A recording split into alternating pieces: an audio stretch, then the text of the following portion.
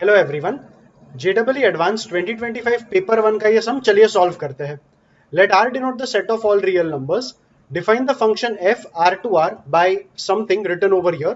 Then which of the following statements is true. ये question मैंने लिया है सेक्शन 1 ऑफ द पेपर से, where there is only one correct answer. So या let's begin solving this. पहला option बोल रहा है the function F is not differentiable at X equal to zero. Differentiability के लिए हमें पहले चेक करना पड़ेगा कंटिन्यूटी। अगर डिसकंटिन्यूअस है तो डिफरेंशिएबल तो कंफर्म नहीं है, और कंटिन्यूअस है तब भी हमें डिफरेंशिएबिलिटी चेक करना पड़ेगा। सो कंटिन्यूटी के लिए limit X tends to zero ले लें। So limit X tends to zero F of X, अगर x को जीरो डाल देगा तो ये टर्म बनेगा zero, and zero into sine one upon zero. Sine one upon zero का वैल्यू ऑसिलेट करेगा -1 1 के बीच में, and zero into any value between -1 and 1 ये जीरो आएगा। तो ये जीरो, ये भी जीरो, और ये वैल्यू 2 बचेगा। So limit x tends to zero F of X, इसका वैल्यू 2 आया, and that is equal to F of zero. तो फंक्शन कंटिन्यूअस तो है। अब डिफरेंशिएबिलिटी चेक करने के लिए तू एक बार के लिए डेरिवेटिव ले पाएगा। डायरेक्ट डेरिवेटिव से इसमें आंसर नहीं आता है, बट फिर भी एक बार देख ले डायरेक्ट डेरिवेटिव लेके क्या मिला। तो 2 का डेरिवेटिव जीरो, इसका डेरिवेटिव आएगा -4x, माइनस इसका डेरिवेटिव हो जाएगा x square cos 1 upon x into -1/x², फिर आएगा plus sign 1 upon x into 2x। अगर इस ब्रैकेट को ओपन कर देगा और ये x² और -1/x² को काट देगा, तो पहला टर्म बन जाएगा प्लस कॉस 1/x,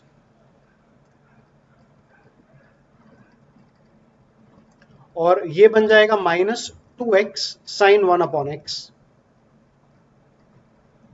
इसमें अगर x को जीरो डाल देगा, बिकॉज डेरिवेटिव हमें चेक करना था जीरो पे, अगर x को जीरो डाल देगा तो ये हो जाएगा जीरो जीरो, लेकिन ये वाला टर्म नॉट डिफाइंड आएगा। Not defined in the sense -1 1 के बीच में ही आएगा, but we don't know what value it will take.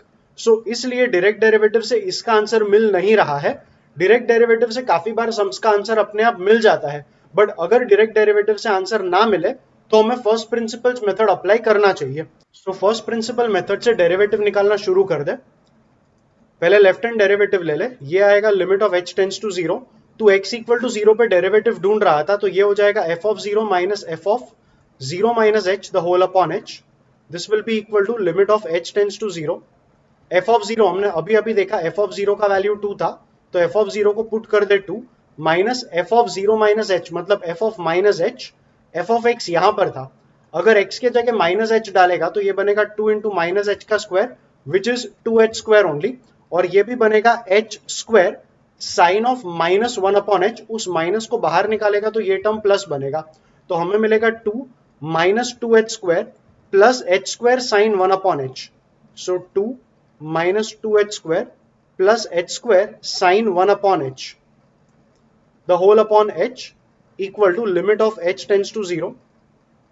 ये 2 माइनस 2 आपस में कट होगा, माइनस ऑफ माइनस ये बनेगा 2h² मतलब प्लस, और ये माइनस ऑफ प्लस मतलब ये हो जाएगा -h² sine 1/h the whole upon h।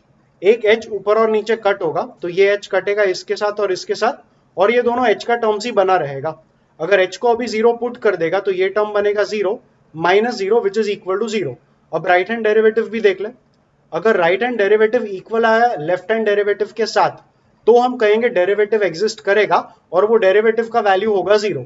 So right hand derivative के लिए फाइंड कर limit h tends to zero, f of zero plus h minus f of zero the whole upon h, that will be equal to f of zero plus h मतलब f of h।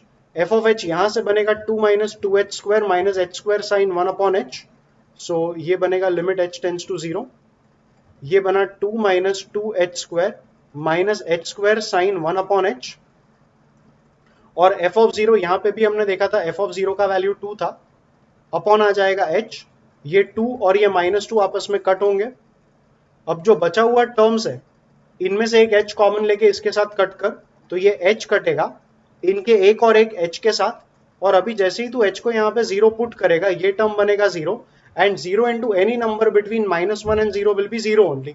तो ये total term निकल के आ गया zero, तो right hand derivative भी zero आया।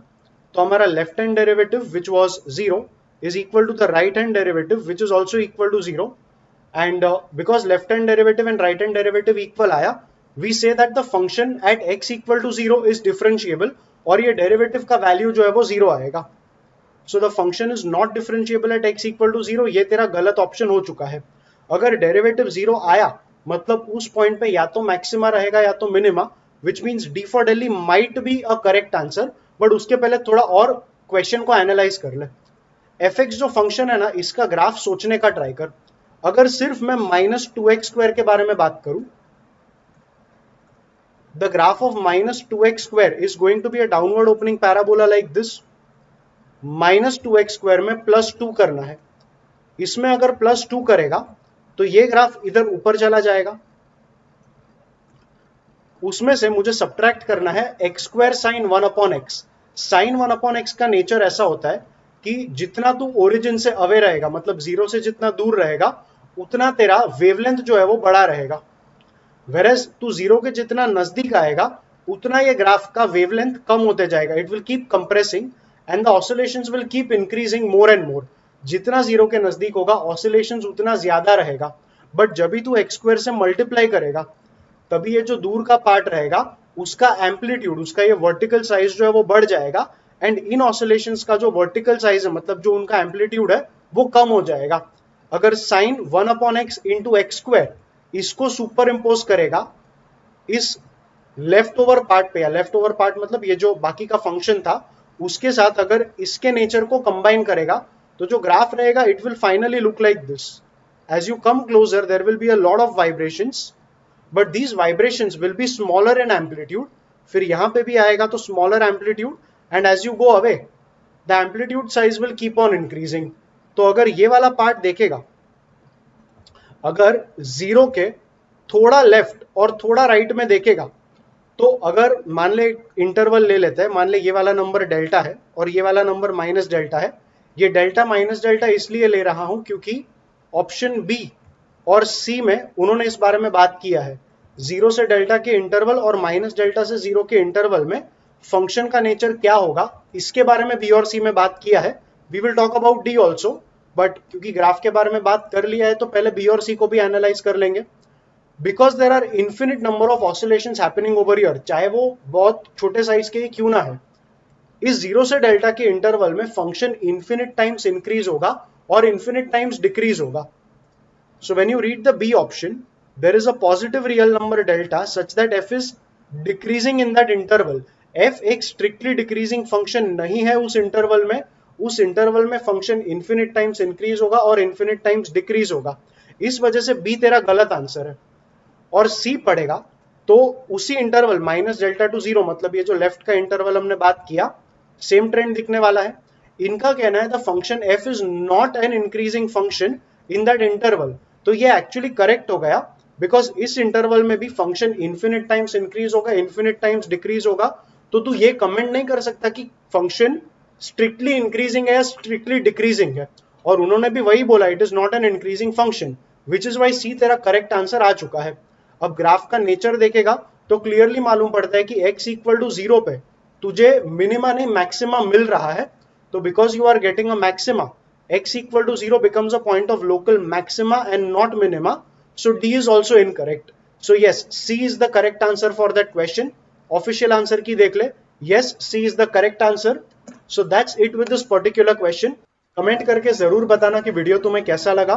Application of derivatives का प्लेलिस्ट नीचे डिस्क्रिप्शन में मिल जाएगा, उसे भी जरूर चेकआउट करना. वीडियो को लाइक करना, चैनल को सब्सक्राइब करना, और हम मिलेंगे अगले वीडियो में.